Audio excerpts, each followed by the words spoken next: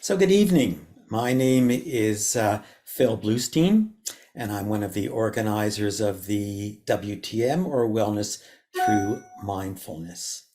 And I like to kindly thank all of you who have shown up tonight in order to come to what I think is going to be a wonderful presentation. So the WTM, or Wellness Through Mindfulness, started in 2015. A group of individuals came together in order to freely offer teachings on mindfulness and related topics. So we meet the first and third Thursday of every month, and we take off July and August. And currently we are doing a hybrid means of presentation. We meet in person at the Shaganappi Community Hall, and we do a Zoom meeting as well. And tonight's presentation is only going to be a Zoom meeting. So we have two websites. The original one was www.thebreathproject.org. And this is a website that I created for my patients when I was in medical practice. There's an animated video on how to meditate, and there are multiple interviews with very experienced meditation teachers. We also have wtm.thebreathproject.org, which is a website dedicated specifically to the WTM. And on that, you will find information about upcoming events, videos of all our previous talks, resources, mindful musings. It's a great resource, and I would suggest that you go to the site and sign up in order to find out what is going to be happening on a regular basis. The structure for this evening is that Anne will do her presentation until 8 o'clock. At 8 o'clock, we open the evening up to questions and answers, and Anne has a commitment, so we will need to stop exactly at 8:30 this evening. On June the 15th, Leslie Ellisdad will do a part 2 of her Deepening Mindfulness Meditation Practice. If you missed the first talk, it is on our website, and this will be a great way to learn how to deepen and support your meditation practice. Bear in mind that this evening is recorded. You can pose your questions at any time by entering them into the chat. And if you do want to ask them live, then that is possible. Bear in mind that this is an educational forum, and our intent is not to address any personal issues that you may have. So please focus your questions as it relates to the topic this evening or anything associated with mindfulness. This is a non-for-profit group, and the organizers and the speakers are not paid for what they do. However, there are expenses related to running the WTM as it relates to our tech support, to our Zoom and Meetup licenses, rental of the hall. So if you think that in any way this has been helpful for you, we would deeply appreciate a donation, and this can be done through our website. I'd like to make a territorial acknowledgement, if I might, before we start the evening. And just the fact that I acknowledge the traditional territories of the people of the Treaty 7 region in southern Alberta, which includes the Blackfoot Confederacy, the Tsuut'ina First Nation, and the Stoney Nakoda. And the city of Calgary is also home to the Métis Nation of Alberta, Region 3. So, what's happening tonight? Anne Mahoney is a psychologist. She's been in private practice in Calgary for many years, and her clinical focus is related to trauma. Her clinical approach involves integrating mindful awareness techniques, equine facilitated wellness therapy, and trauma-related exercises, along with traditional psychotherapy. We are very fortunate to have Anne present tonight. I've known Anne for many years. She is a wonderful teacher, and I think at the present time, she is probably the most experienced mindfulness teacher in Calgary. She has had over 35 years of mindfulness meditation experience. She's been teaching 19 years. She runs a bi-weekly meditation group that's the first and third Wednesday of every month. And I will put into the chat her the site for her group. She also does Dharma studies and leads meditation retreats. So the topic tonight is, why are the heart practices good for us? And she's going to look at recent research looking at the influence of loving kindness and compassion as it relates to physical and our psychological health. So with that, I will turn the evening over to Anne, and I think we're going to be very fortunate to have Anne present. Thank you. Thank you for that, Phil. Welcome, everybody. It's a delight always to be talking about meditation and offshoots of meditation. I'm so glad you can join me to learn a little bit more about the relationship of the heart practices to the more traditional meditation practices. So I just want to make it clear that I teach and I study in the Theravada school of Buddhism. There's many different schools of Buddhism. The Theravada school happens to be the oldest school, and it is the school that I am most familiar with. So everything I say today will come from that school. If I speak about one of the heart practices in a way that's different than what you may know from one of the other Buddhist schools, that's the reason, right? It's simply a different school and a different way of explaining things. I'd like to just give you a very brief overview of the types of meditation that are included in the Theravada school, and these will be included in almost all Buddhist schools. So in the Theravada school, we have mindfulness meditation, we have concentration meditation, and we have the heart practices. So I'm going to give you an operational definition of those three, because it might help you stay sort of clear about what I have to say and how I'm going to explain things to people in terms of the relationship between some of these practices and our physical, mental, and emotional health. So mindfulness meditation, I'm assuming you all might know a little bit about that, given that you're at the Wellness Through Mindfulness group tonight. So mindfulness meditation is a mental training that allows us to keep our mind and our body in the same place. In daily life, that's the most important way to understand it. In the traditional teachings, it's always said that in daily life, our domain or our area of influence for meditation is the body. It will also have been described to you at sometimes as keeping your mind in the present moment. And that's absolutely true as well. But usually our mind and our bodies are connected. And so usually your body should be in the same moment as your mind.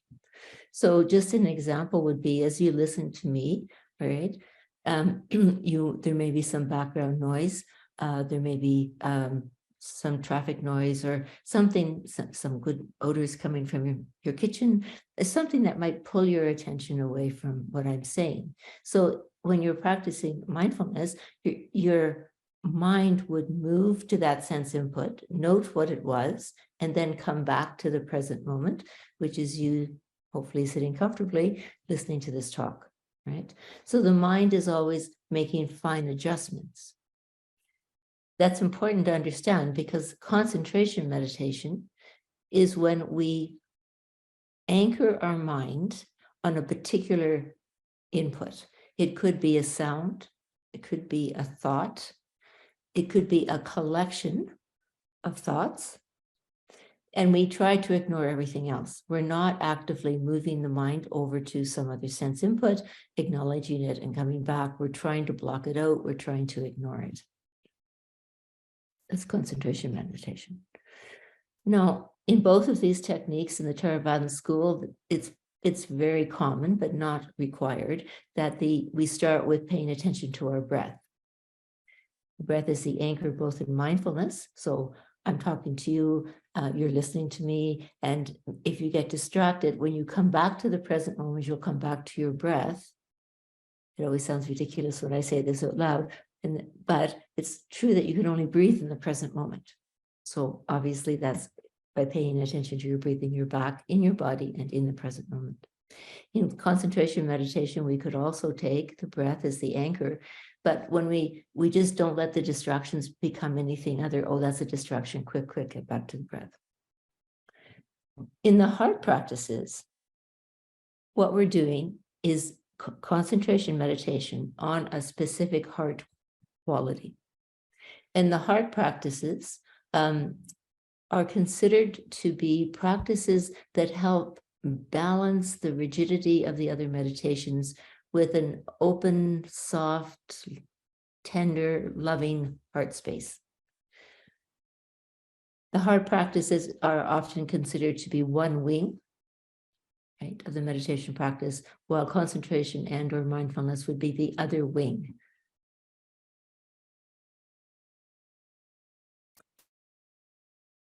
It is often the case that one would practice one of the heart practices in conjunction with mindfulness, for example. So you might start a meditation session with, at your home practice, if you have one. You might spend 5 or 10 minutes on a heart practice, and then you might do mindfulness. Tonight, I'm going to focus specifically on the heart practices. I do also teach about mindfulness and concentration practice, but tonight we're going to especially pay attention to the heart practices, primarily because I want to talk about the relationship between or the impact that the heart practices have on our parasympathetic nervous system and the capacity that they have to lower our stress baseline. A very important thing at this point in time, pretty much everywhere on the planet. So there are 4 different types of heart practices, and they're called loving kindness, which loving kindness is a mental state where you are unconditionally extending love to people with no reciprocity required. It's not, you don't want to get something back. You're not trying to get them to like you, right? You're setting aside all the expectations you might have about how you and the other person should behave. It's unconditional love. It's not based on what you get back. Sometimes that's easy to do, and sometimes that's very hard to do.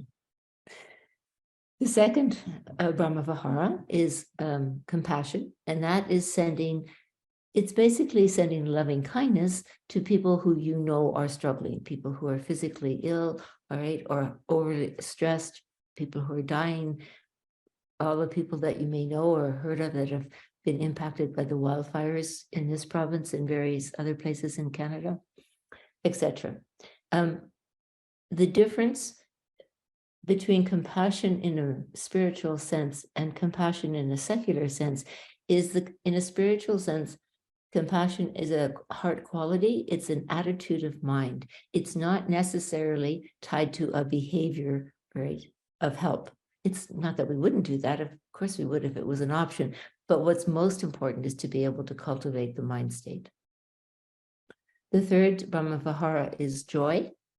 And usually it relates to joy for your own well-being and your own successes, but also the capacity to have joy for other people's happiness, right? That you can delight in their good fortune, right?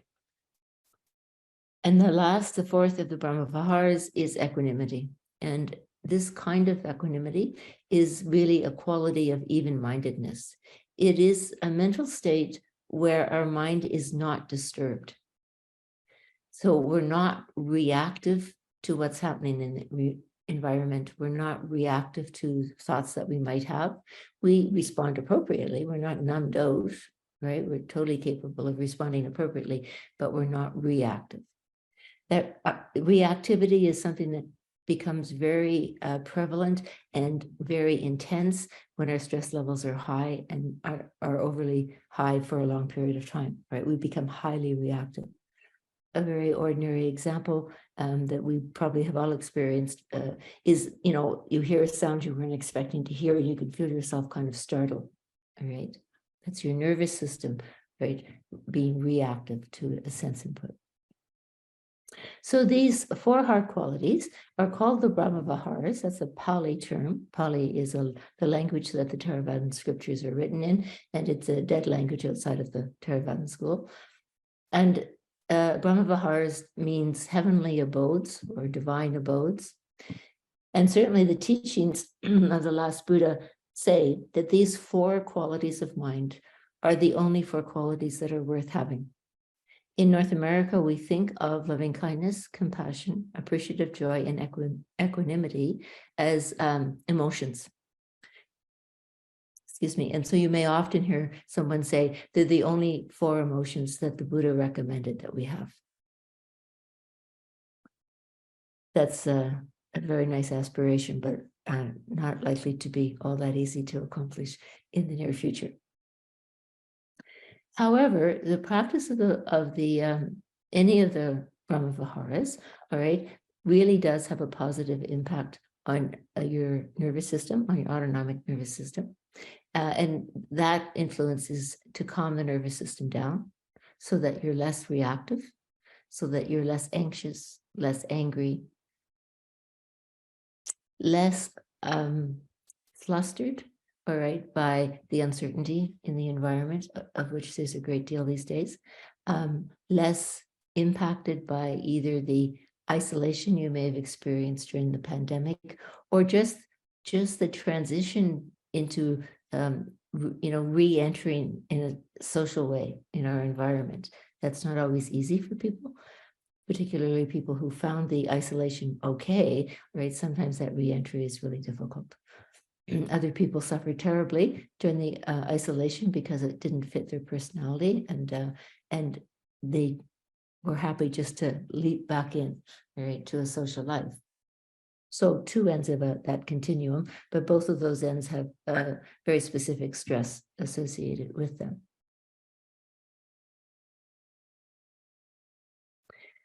The reason that we focus on loving kindness and compassion, as opposed to all 4 of these heart values, is because loving kindness and compassion are the building blocks for the next 2, right?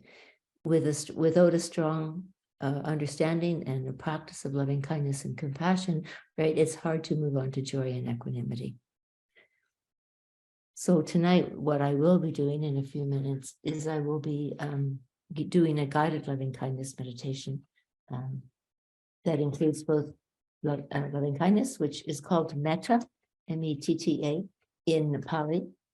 I might accidentally start using the word metta, so I want you to know what it means before I do that. But let me first talk a little bit about our autonomic nervous system and its role in stress, and why it's good for us to do the hard practices, right? And the short answer to that is it's good for us to do that because it lowers our stress level. And having an elevated stress level over an extended period of time is extremely difficult, right, on you physically, emotionally, and mentally. So I don't want to be too technical in this process. So let me just talk in broad terms. So when we're engaged in some activity, when we're moving around and doing things, right, we are using primarily what's called our sympathetic nervous system. And normally what would happen when in a healthy environment and in a healthy nervous system is if some increase in stress happened, the sympathetic nervous system would activate more, right? You'd be producing more cortisol, more adrenaline. And then when that stressor went away, the system would calm down and reset so that the parasympathetic nervous system, which is the nervous system that people jokingly refer to as rest and digest. So it's the nervous system that allows us to calm down, right? Allows many parts of our body to function properly, including the digestive system, the respiratory system, and the cardiovascular system. And then everything's back in balance until the next stressor comes along. But that is not what's happening for most people anymore. What's happening for most people is that when a stressor occurs, all right, we respond to it in some fashion, and then, but we're not resetting. We're not dropping back down to our pre-stress baseline. So when I talk to people about this in the context of helping them deal with their stress, I say, imagine that my chin is a healthy baseline for your stress level, and my hairline is the point at which you're overwhelmed and you can no longer think rationally. Okay? Look how much space that is. There's all kinds of room to negotiate the stress. But now imagine, there's changes at your job. There's been the pandemic. Now there's whether you can work at home or not, and the forest fires and the floods, and people in your family are ill. And all of a sudden, your baseline is at your eyebrows, but your overwhelm line hasn't moved. Look how little space you have to cope. This tiny little bit, right? This is really serious, and everywhere on the planet it's a huge problem. The financial difficulties, the social difficulties, the wars, the politics, the uncertainty, all the different viruses that are around now that we probably didn't really ever know much about, like went from monkeypox to mpox, but right, that's a serious virus. And we're all hypersensitive now to this because of having just been through COVID. That's a stress response. What other kinds of things? You're not sleeping as well, maybe, or you're sleeping, but you don't feel rested when you get up in the morning, right? Your mind is moving too quickly at times, right? You're not technically having racing thoughts, but you're always kind of in the future. What's next? What's next? What's next? It's very hard to just be present in the moment. All of those things are stress responses, and they can lead to very serious health concerns, right? Heart conditions, high blood pressure, digestive problems, and respiratory problems. They can also lead to anxiety disorders, right? They can result in having excessive anger and agitation, irritability. And they can also result in us needing to numb out and dissociate. And that is when the stress and the overwhelm line meet, all right? And now you go into a state of numbness, right? And that state is an attempt for your nervous system, all right, just to calm down and to keep you safe. But it's a very unpleasant state, and unfortunately, many people end up there for quite a long time. It's that we numb out, and we live in a world that would love us to do that. I mean, it's almost impossible to not binge watch streaming services these days. There's no ads, and they don't even ask you if you want to watch the next episode. You have to stop that from happening, and it just automatically rolls out. So those are just some little examples of things that we end up doing that contribute to the numbing out. The power of the heart practices is to bring us out of those states. The power of the heart practice is to not only help us not numb out, right, or to recover from numbing out, but to actually drop this stress baseline. So my chin is still the healthy baseline, and let's say now I'm up to my eyebrows. And if you practice a little bit of meditation, doing the heart practices every day, maybe 5-10 minutes, you're starting to bring your baseline back down so that you do have more capacity to manage the daily stress. Now, this is a very interesting thing. I'm a meditation teacher. I'm a psychologist. I work with chronic elevated stress levels and trauma on a regular basis. And how can this be? Well, it's actually all because of our autonomic nervous system.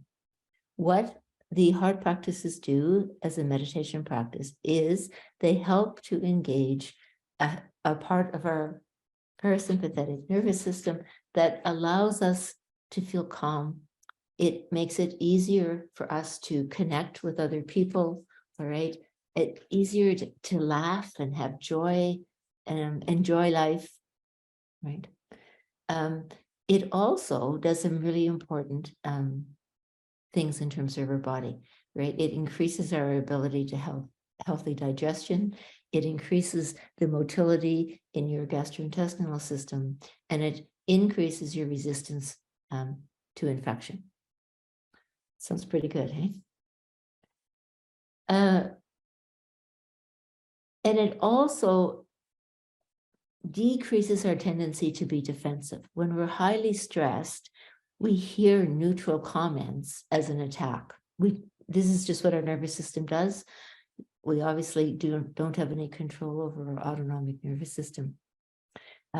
It's the nervous system that causes us to breathe and our heart to beat. And as I jokingly say to my friends, I wouldn't want control over that because I would have been dead a long time ago. I would never remember to keep my heart pumping. All right, I want that to be automatic. But because I don't control it, I also don't necessarily know how intense my stress level has gotten. And I sometimes wouldn't even know if I'd crossed that overwhelm line and it become numbed out. I just know that I'm not interested in seeing my friends. I don't have the energy to, get up and exercise the way I used to. I just feel kind of blah and don't really have any interest in anything. I'm just going through the motions. I might become quite black and white in my thinking. I might become very, by black and white, I just mean quite rigid in my thinking, and my thinking isn't as flexible as it might be, or I might become quite concerned about really minor details. And so I'm kind of ruminating and obsessing over things. Those are some of the mental problems. So when we do loving kindness or compassion practice, we can undo that problem because it does activate the parasympathetic nervous system, right? We don't have to tell it to, it just naturally does because of the way the meditation allows us not just to calm our mind, but to open our heart, to have a more expansive and loving heart, have the capacity to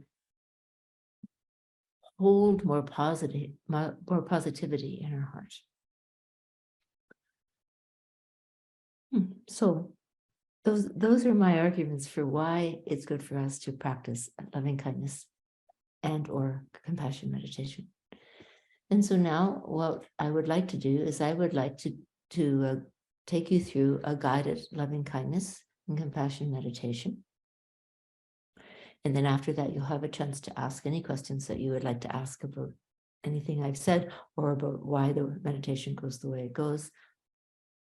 The meditation will be recorded, and so you will have access it through the Wellness Through Mindfulness website that Phil talked about at the beginning. So I'm just going to suggest that you just take a moment or two and just readjust your position so you are comfortable. You definitely want to let your body be comfortable and sort of relaxed, but not so relaxed you fall asleep, okay? So normally, the way we make sure that's the case is we try to keep our spine straight. Okay? But if you need to put your whole spine against the back of a chair that's comfortable, that's okay, right? I would suggest that you keep your feet flat on the floor if that's possible. And the only reason for that, this is not, there's no meditative right posture in the Theravada school, right? You just don't want to fall asleep. You don't want your mind to be too sluggish, but keeping your feet on the floor and not crossing your legs tends to keep us grounded. It makes it a little bit easier to keep our awareness in our body. And so that can be helpful. So I'm going to just give you a minute or two to do that. most of you do not have your video on, so I'm just going to have to guess how long that might take. And then I will ring the bell. And that all you need to do, right, is just listen to my voice. I'm going to walk you through this. If your mind becomes distracted, all right, that's fine, no problem. Just when you realize your mind is distracted, just bring your awareness back into your body. Bring it back to your breath. And from there, bring it to my voice. And try not to be hard on yourself. No judgments necessary at all. Our minds wander. That's what minds do.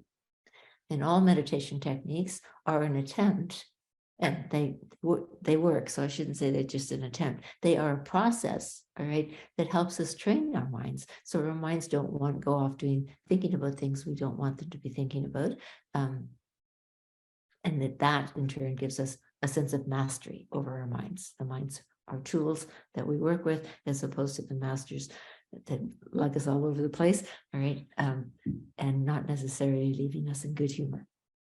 Okay, so I'm assuming now that you've all found a comfortable spot, so I'm just going to tap this brass bowl. That's usually the way we would start a meditation, just as a kind of respect, all right, for the process we're about to begin.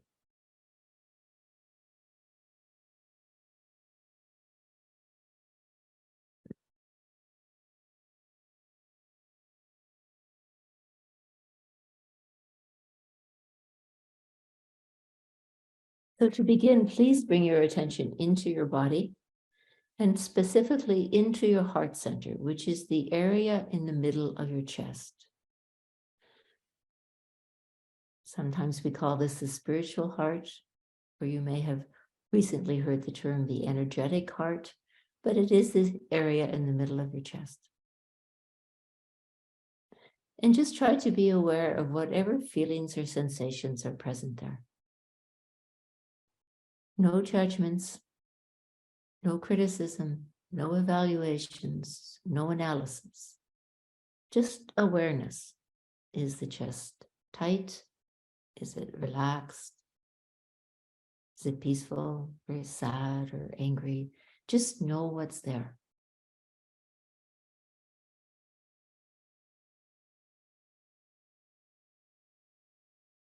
And now just take a couple, maybe 3 slow, deep breaths.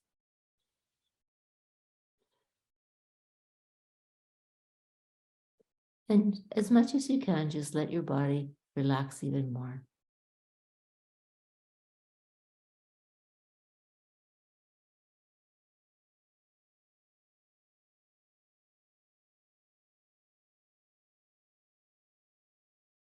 And as you do that, your heart center will also begin to expand a little bit and to soften. And now bring to mind a person, a pet, yourself, a location, but something that leaves your mind just feeling loving or peaceful. Maybe it's something you're grateful for. But a sort of invigorating emotion, the kind of emotion that might put a little smile on your face.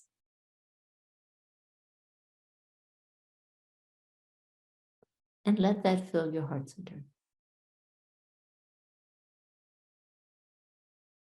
And with each out breath, just allow it to flow from your heart center, to start to fill your entire body.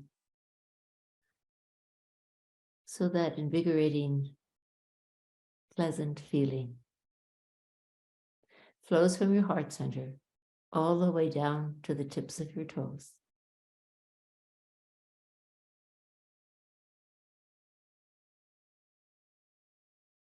And all the way up to the top of your head.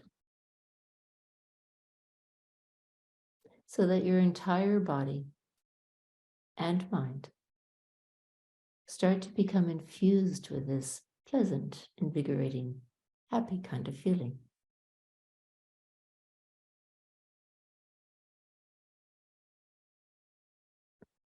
And in that space, wish for yourself that you will be well and happy.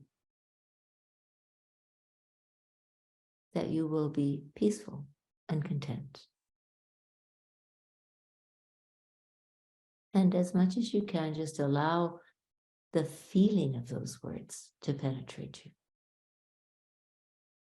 The feeling of wellness and happiness, perhaps the feeling of safety, the feeling of peacefulness and contentment.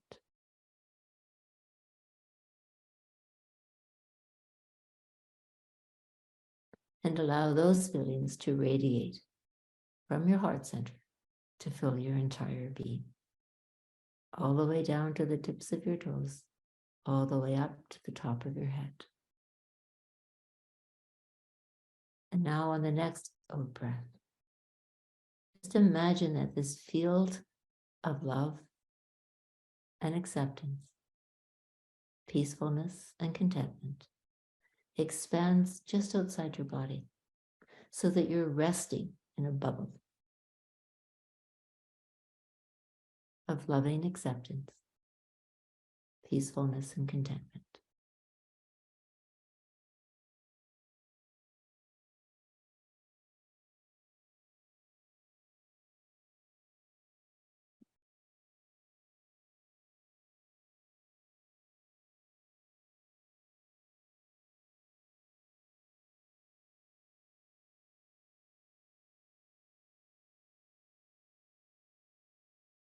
And now bring to mind those individuals that are precious to you. Maybe family members, friends, pets. Just allow these individuals that are precious to you to arise in your mind's eye. And just wish for each of them what you wish for yourself. That they're filled with love and acceptance of themselves. That they're filled with peacefulness and calmness.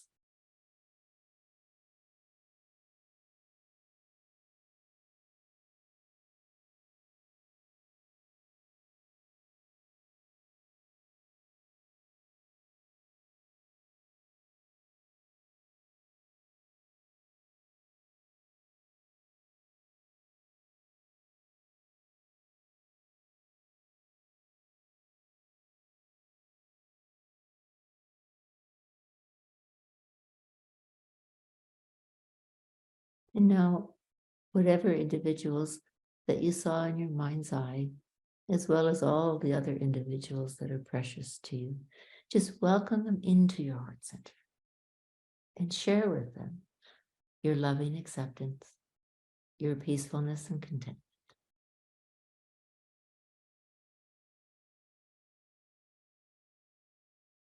Just imagine yourself connected through loving kindness and compassion to all of these individuals that are precious to you.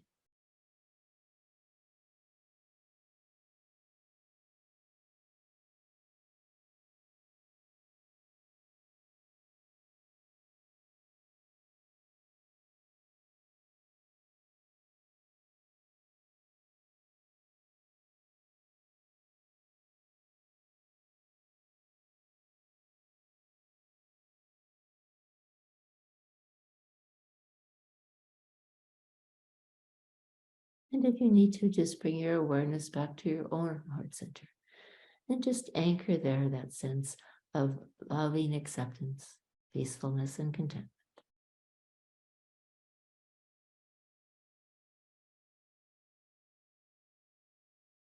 And now reach out to all of those individuals that you have gratitude for.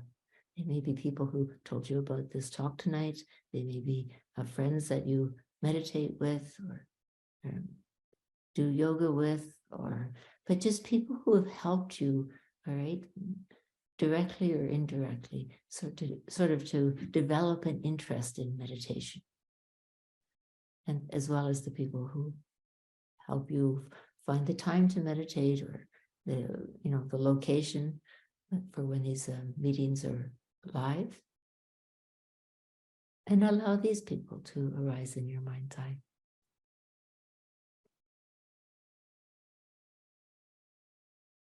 and in gratitude for how they have supported you and helped you. Wish for them the same that you wish for you. That they are filled with love and acceptance of themselves exactly as they are. And wish for them the calmness and peacefulness that you're wishing for yourself.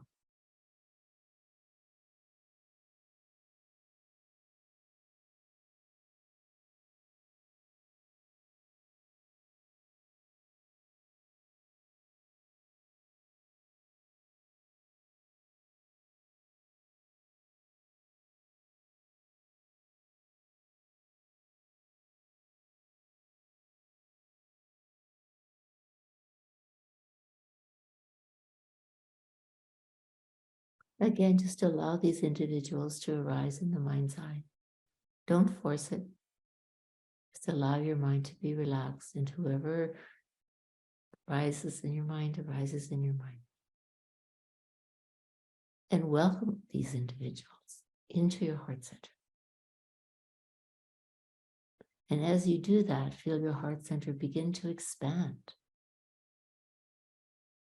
and to grow in its capacity for love and acceptance, peacefulness and calmness. Share in your heart center with these individuals who have supported you on in your meditation and other activities that are spiritual, that help you to grow in this domain. Share with them your love, your acceptance, your peacefulness, and your calmness. And allow this loving kindness and compassion to be the fabric that connects you with each other, with the people who are precious, and with those for whom you have gratitude because of how they've supported you.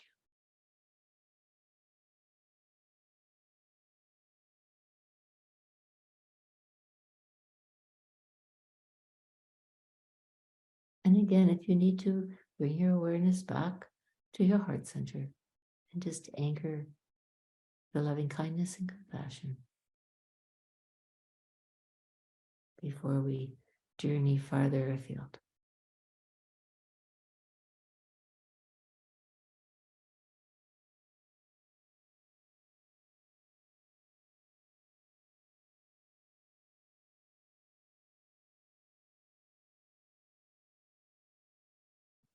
And now extend your loving kindness and compassion, your peacefulness and your contentment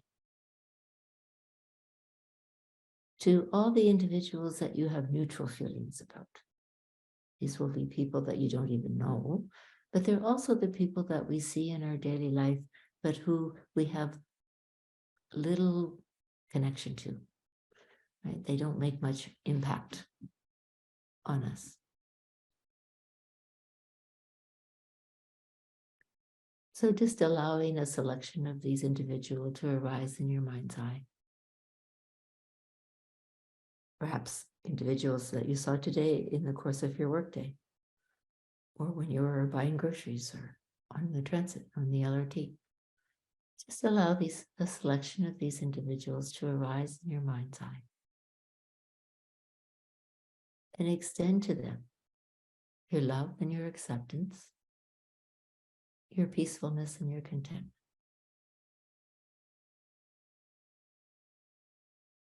Wishing for them that they too have this feeling of love and acceptance, peacefulness and contentment.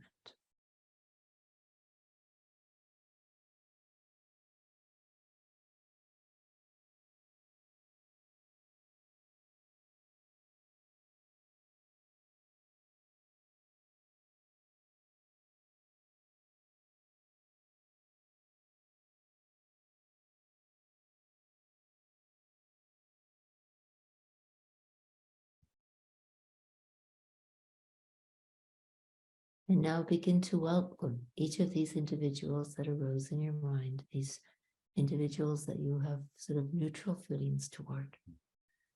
Begin to welcome them into your heart center, sharing with each one of them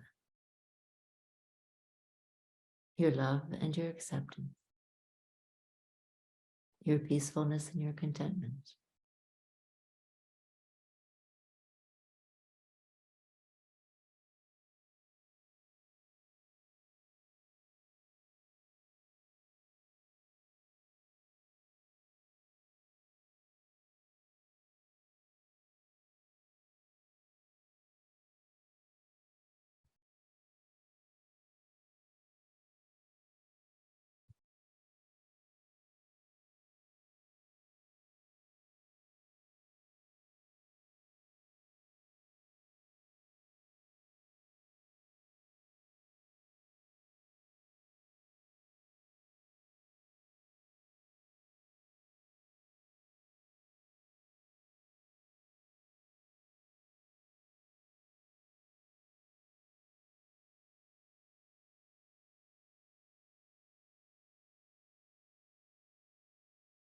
And allow yourself once again to feel connected to these individuals, right? Through the sharing of loving kindness and compassion. And again, just noting how your heart center keeps expanding as you share your loving kindness and compassion with more and more people.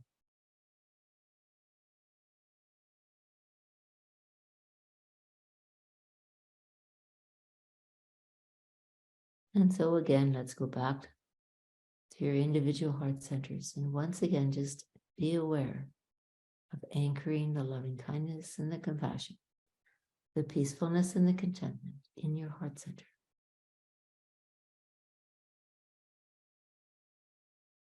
Because now we're going to extend this loving kindness and compassion, this peacefulness and contentment to an individual or a group of individuals that we struggle with. Maybe somebody at work that you don't particularly get along with, or a neighbor that is problematic, or somebody in the family who's temporarily problematic for you. Extend your loving kindness to one of these individuals or a group of individuals with whom you struggle, and just wish for them that they are filled with love and acceptance of themselves. Wish for them that they're peaceful and content. Setting aside the struggle. Wish for these individuals what you wish for yourself. Peacefulness and contentment. Love and acceptance.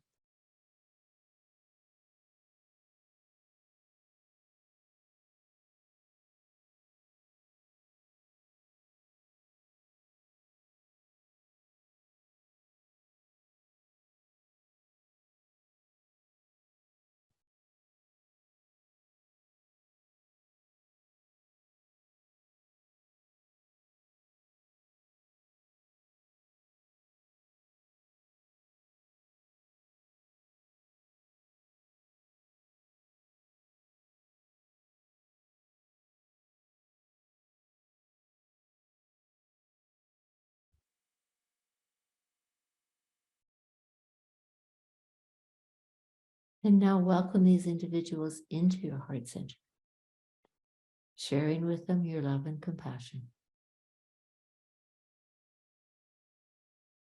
Setting aside the struggle. Sharing with them your peacefulness and your contentment. And connecting to them through your loving kindness and your compassion.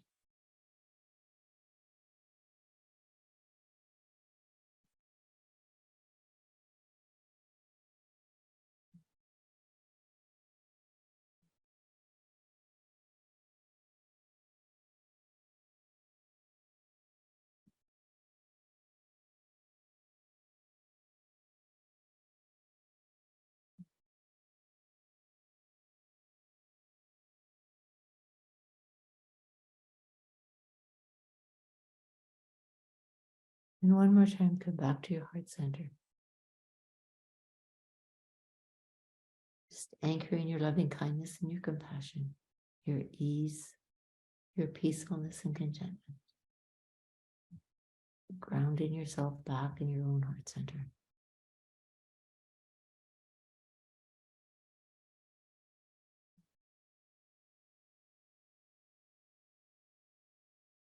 And now extend your loving kindness and your compassion, your peacefulness and your contentment, as far afield as you can possibly imagine, to your household, your neighborhood, your town or your city, the province, the country, the planet.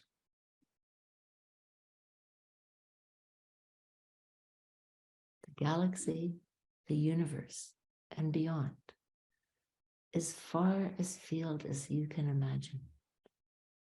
Just extend your loving kindness and your compassion to all beings everywhere. No exceptions. No discrimination.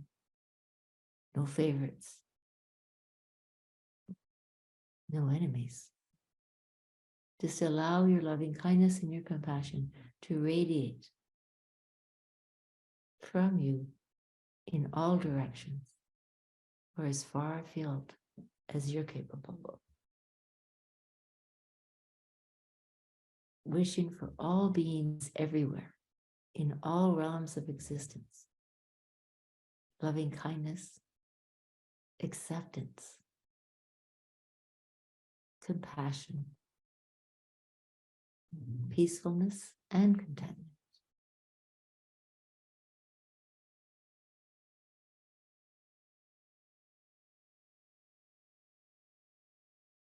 Wishing for all beings everywhere, with no exception, what you wish for yourself.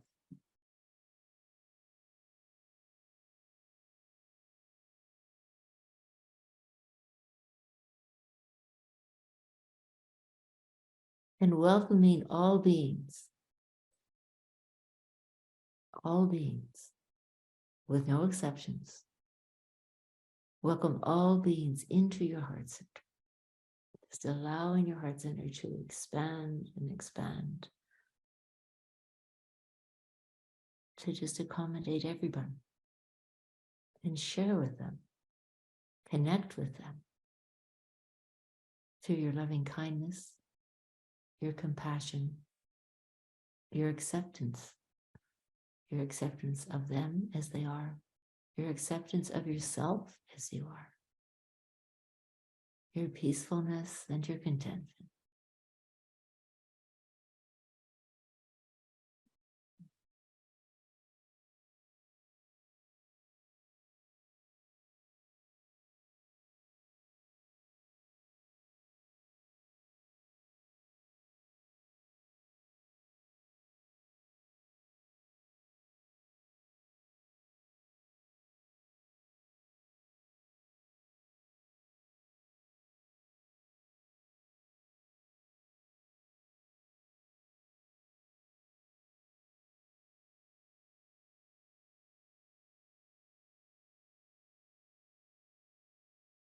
And now very slowly and gently and with great tenderness, just bring your awareness back into your own body.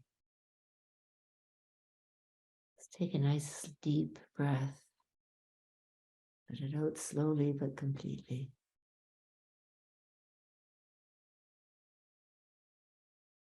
Just feel yourself in your own body.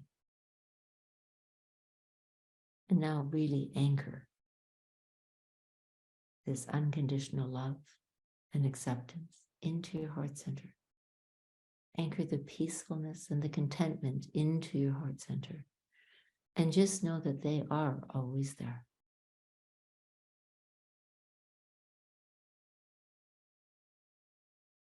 Once again, begin to fill your entire body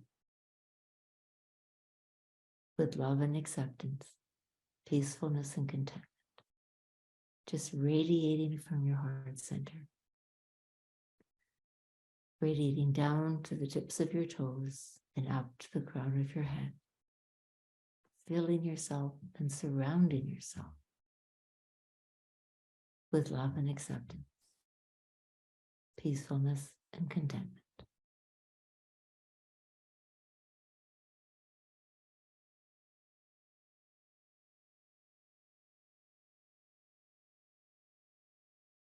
Breathing in love and acceptance for yourself. Breathing out love and acceptance for all beings everywhere.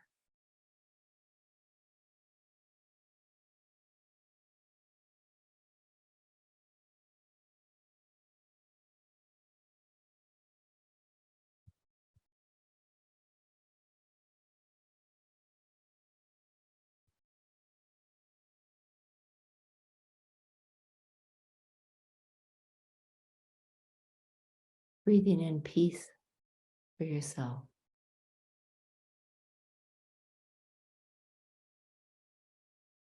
Breathing out peace for all beings.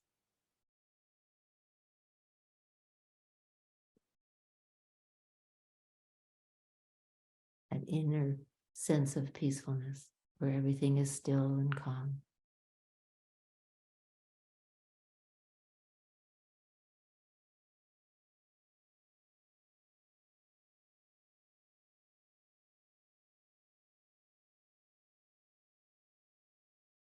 Breathe in contentment for yourself. The ease that goes with contentment. And breathe out contentment and ease for all beings everywhere.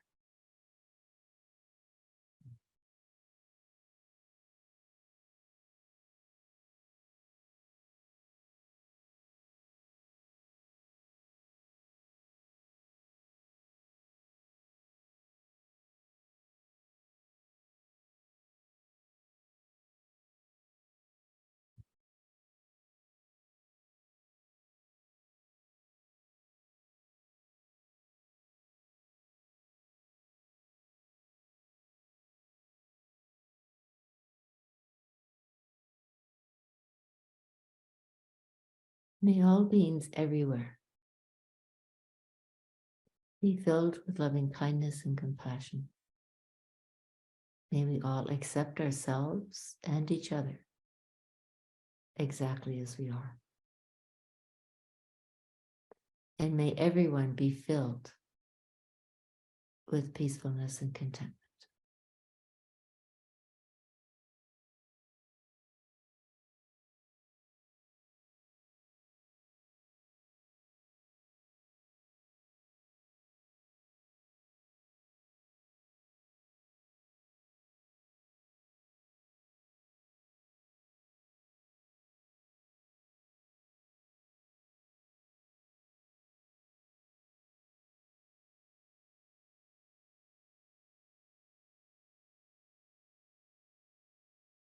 So if you had your eyes closed, you're welcome to open them, keep them closed, whatever is comfortable for you. And I believe now that it's time for questions and answers.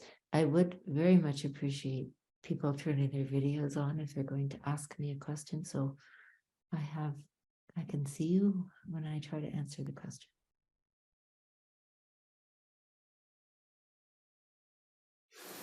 What a beautiful meditation, Anne. Thank you so much. That was just great.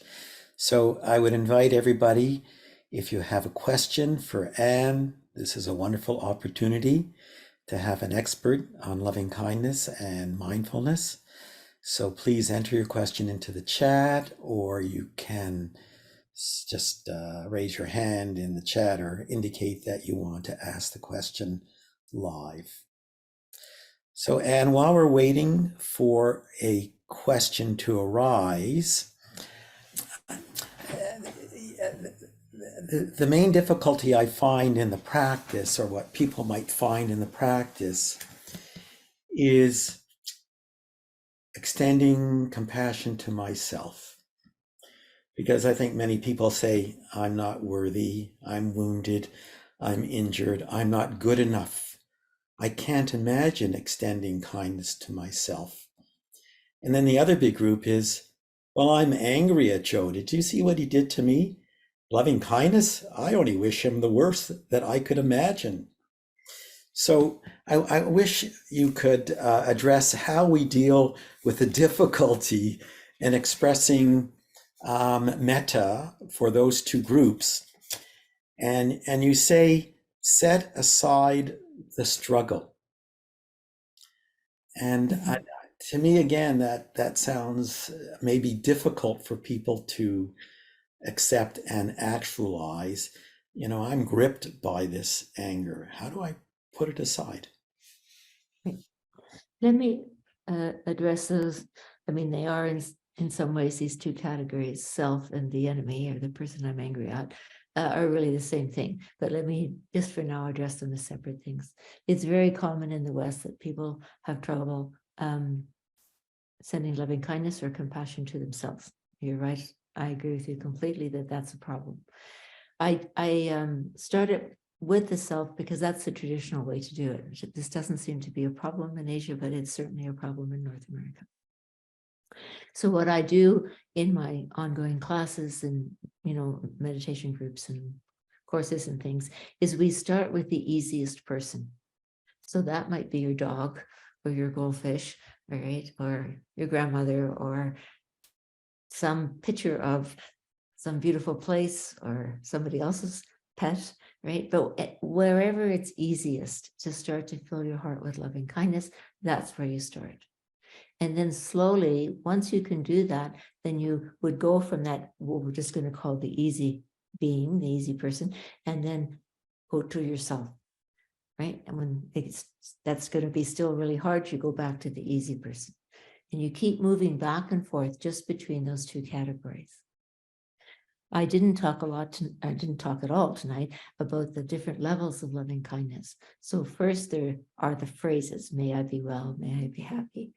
May my dog Maddie be well and happy, right?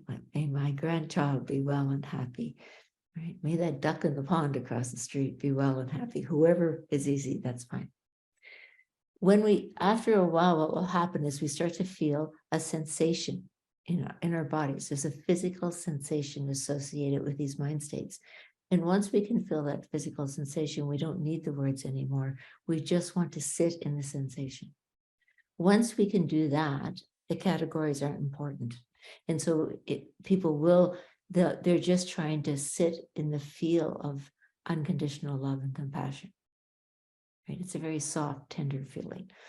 When you can do that, it just takes care of itself. You don't have to direct it in a certain place. And ultimately, the goal is to be carrying that field of metta and compassion in your heart center everywhere you go and in everything you do. Right. So it's just the way you show up in the world. Now, this is a long-term practice. It doesn't happen quickly. Okay. When I say to set aside the struggle, I do that because when I'm angry at somebody, I'm the person that's suffering. I have no idea whether Joe's suffering or not. I just know I'm totally ticked at him, right? My chest is tight. My voice is louder than I'd like it to be. My tolerance for everything is lower, right? It's very difficult to just stay angry around one little thing and be soft and tender around everything else. It's not usually the way the nervous system works. So I try to encourage people, including myself, to remember that if I am really too angry at somebody to send them loving kindness, I'm the one that's getting hurt. Right? I'm the one I've got higher blood pressure. I've got no tolerance for my kids or my grandchildren, right? I'm snappy and irritated and unpleasant, right, to be around. I have no idea what's going on with Joe. I just know that I'm suffering because I'm annoyed because Joe did or didn't do something, right? And so when we start to be able to think about it that way, why would I do that to myself? That doesn't make any sense. So setting aside the struggle just means set aside the reason that I'm angry at Joe and try to remember that Joe is more than my anger.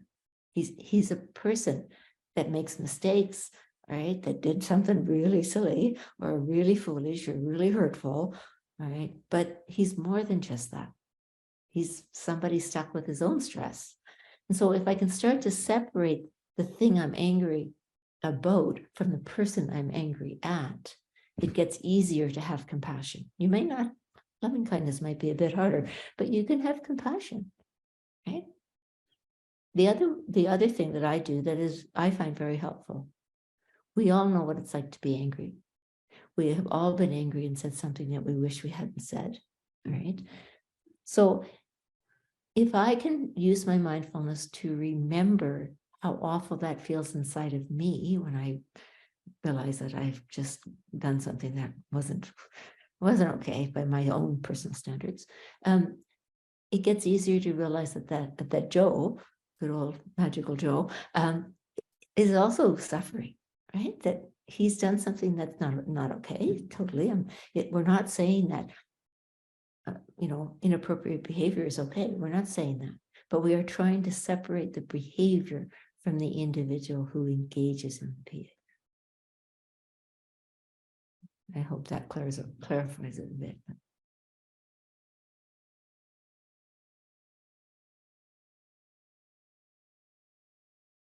Oh, I can't hear you, Phil. Oh, Phil, you're muted. So again, I would strongly invite everybody out there. This is a wonderful opportunity to ask Anne, who simply knows metta. What a great opportunity to ask your questions in terms of how to do it. What are the difficulties? So please do that. And you talk about metta as a practice.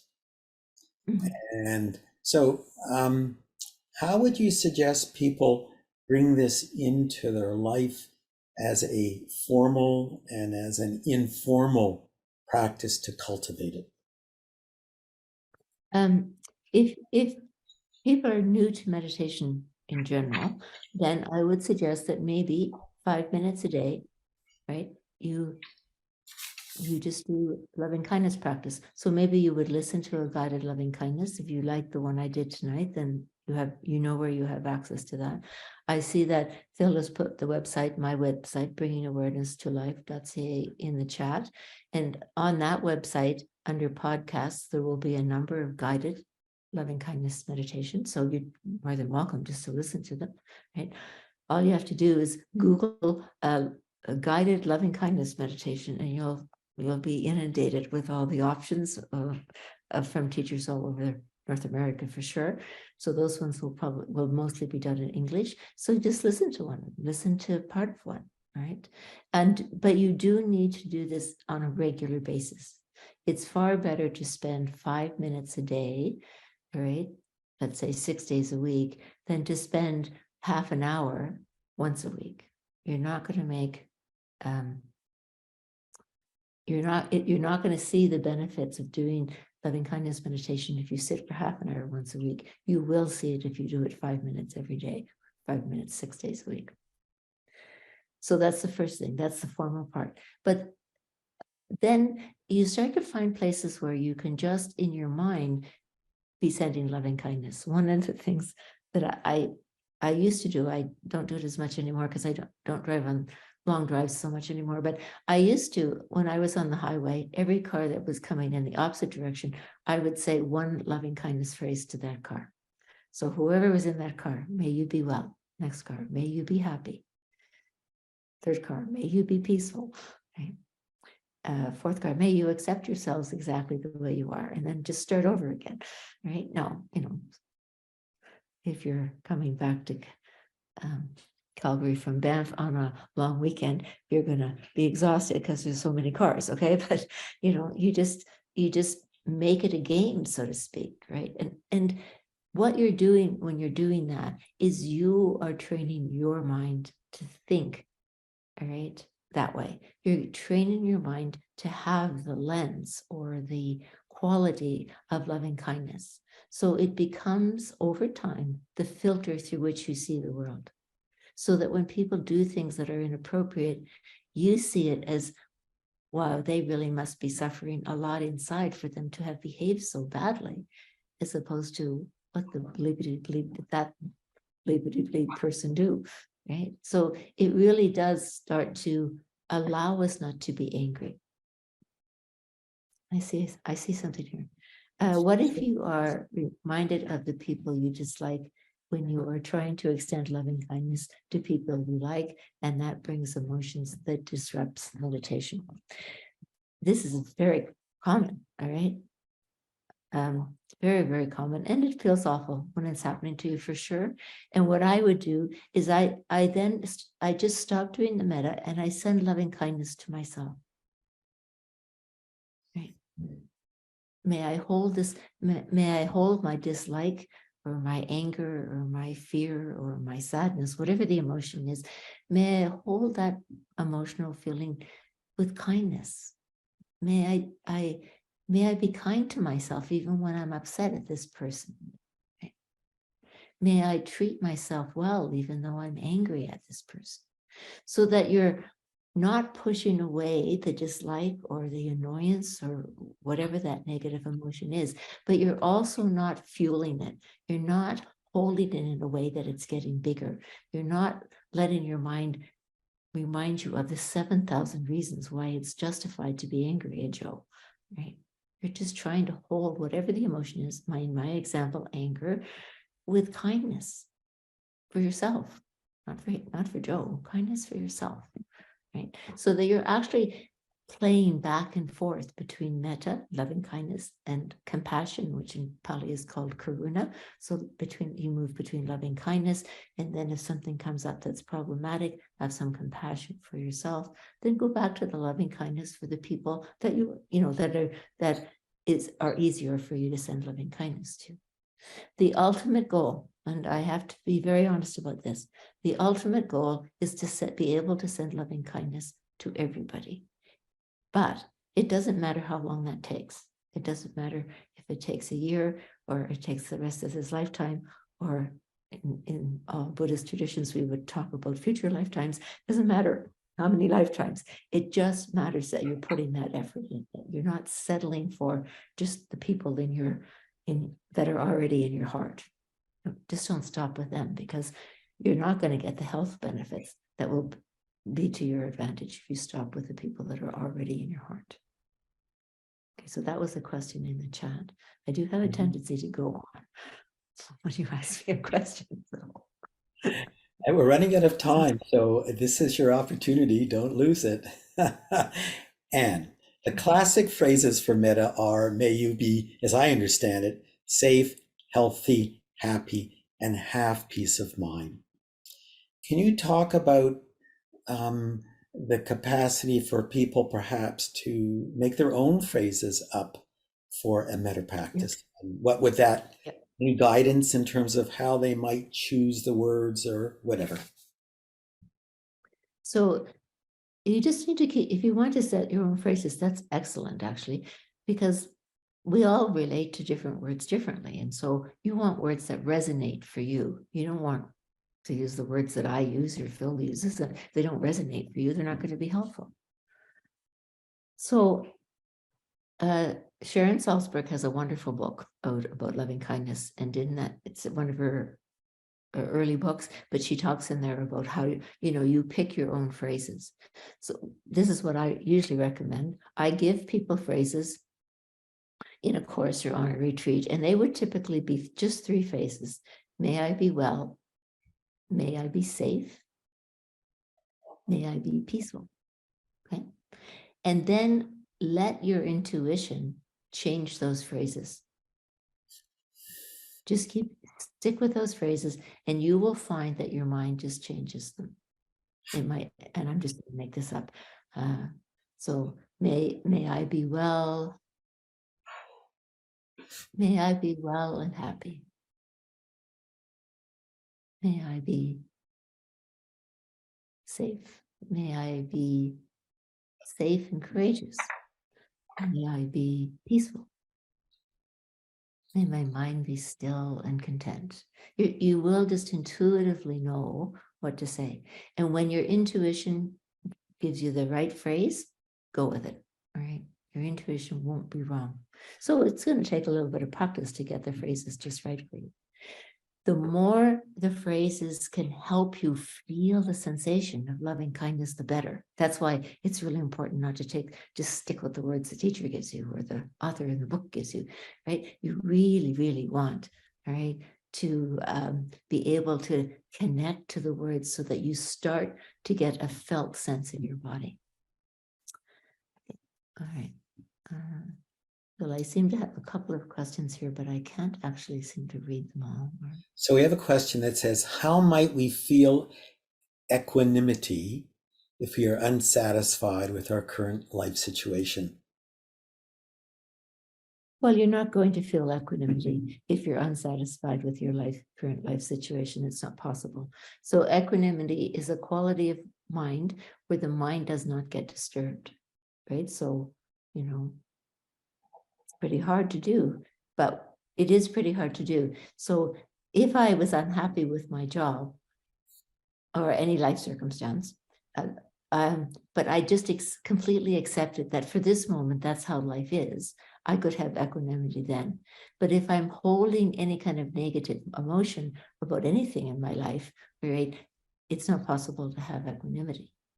So if you're holding sort of a negative mood of mind or a negative emotion about something in your life, I would start with compassion. Right? I would start with compassion for yourself. Right? May I be kind to myself. May I learn to accept that this unhappiness that I feel. Right? May I have the strength to change what needs to be changed. Right? And just, I like to keep it simple. No more 3 phrases is plenty to remember. And so when you can build compassion for yourself, all right, then the dissatisfaction isn't going to go away. If you need to change a job or change life circumstance, you need to change it for sure. But the distress inside goes away. You just have a clarity around what you need to do, right? That would be appropriate without getting stuck in a negative mood or an overreactive reaction. And we have one last question before we close the evening, and I'll read it out.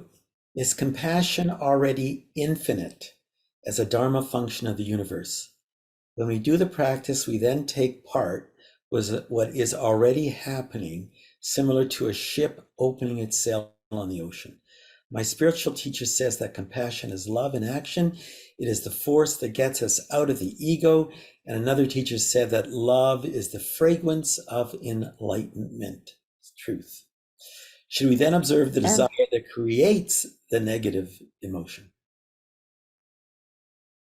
Yeah, so those are some very good questions. There are many in there. What's written is lovely and it's true in a very broad sense. It's not the way the Theravada school thinks.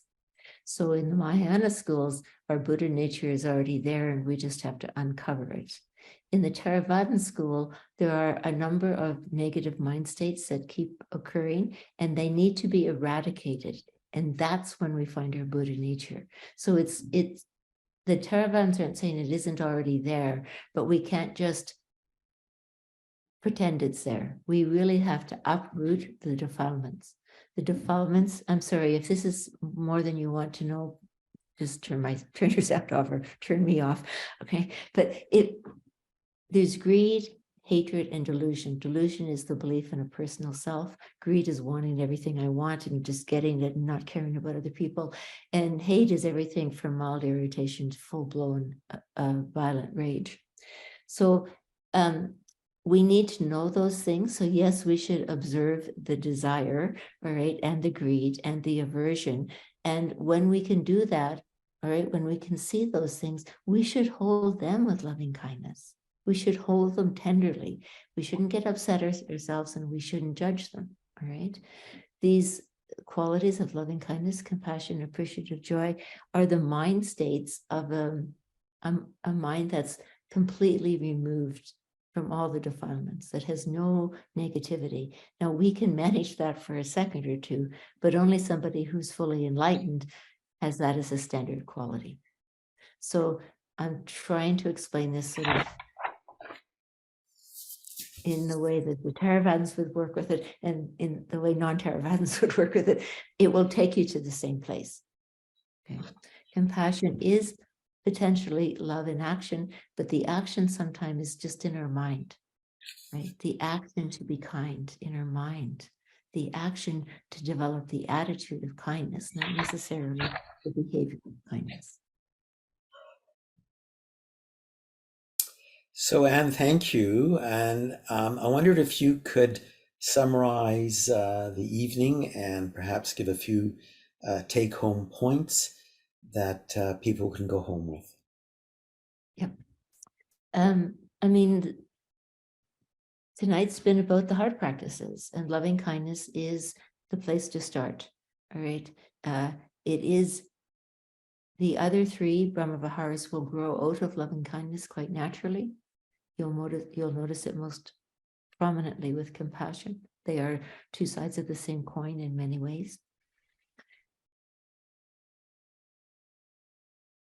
I believe that a quality of loving kindness is desperately needed on this planet at this time. The entire planet is under stress, not just individuals, but families, systems, countries, the environment, right? And that when we can carry an attitude of loving kindness through our daily life, the stress just rolls off, right? It just isn't an issue anymore. We have the capacity to respond appropriately to situations. So we're not numbed out, right? We are being responsible adults and we're behaving appropriately, but we're not getting caught up in the negativity. And so it is it makes life less difficult. There is less suffering. So in Buddhism, we call suffering dukkha. Dukkha is just not being happy, being dissatisfied with something. And there's way less than that. So that's the take home. That's what I would, if the only thing you remember from this talk is that loving kindness is a way to suffer less in our daily life, all right? Then that's fantastic. How do you get there? 5 minutes a day, right? Loving kind, and in daily life, I don't know, loving kindness to the person next to you on the LRT or in the elevator, the clerk in the grocery store, the car driving the opposite way on the highway, right? Just use any opportunity to keep trying to build that quality in your mind. And I want to thank you. Your presentation was marvelous and the meditation was great. It has been recorded and it will be available on our website. And you're going to mention something about a course you're doing? Yeah, I will be doing an introductory course to an introductory mindfulness course in the fall. I don't have all the details sorted out yet, but it will focus on how to use mindfulness in our daily life. So just to manage your stress, right? So it's not overly in depth around the spiritual practices. Although of course I do know a great deal about all of that, but this is meant as a practical course to just help us be less stressed in our daily life by using meditation tools in our daily life. And once I get all the details sorted out, they will be on my website. That's the Bringing Awareness to Life.ca website. So if you're interested or you know anybody who's interested, please let them know. And perhaps I would be able to join the course if schedules align and all of those practical things. So. And we will also post on our website the information for Anne's course when it becomes available. So Anne, just send me the details when you know them, and I'll make sure we post them on our website. Oh, that's great. Thank you very much, Phil. Yeah. Well, this has been a wonderful evening. A reminder that on June 15th, Leslie Ellistad will be doing part 2 of how to deepen your meditation practice. We will be taking a break for July and August and resume on September the 7th. And we'll send out a notice in August when we're going to start up again in September. One last comment again, that if you feel that the presentations from WTM are of value for you, that a donation to the group would be helpful in order for us to support our ongoing cost. So with that, thank you very much. It's been a wonderful evening, and as always, what a delight. You've taught us so much. Thank you.